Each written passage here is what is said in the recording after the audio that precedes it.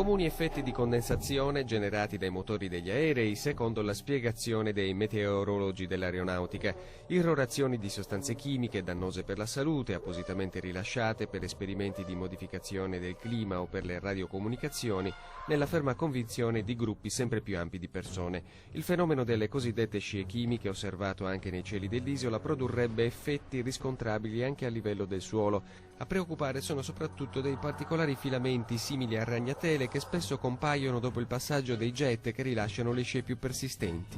Alzato gli occhi in alto, praticamente ho trovato il cielo pieno di queste ragnatele. Si vedevano in controluce? Si vedevano in controluce. Avendo la fobia dei ragni, ho pensato di aver avuto un'allucinazione. Ho girato lo sguardo verso le macchine erano completamente avvolte. Erano filamenti lunghi anche 4 metri. In Sardegna, come in altre parti d'Italia e del mondo, questi filamenti sono stati raccolti ed analizzati. Il risultato è stato sorprendente. Sono polipeptidi, sono polimeri biosintetici, cioè in parte derivati, modificati geneticamente dal muco setoso prodotto da alcuni tipi di ragni tropicali.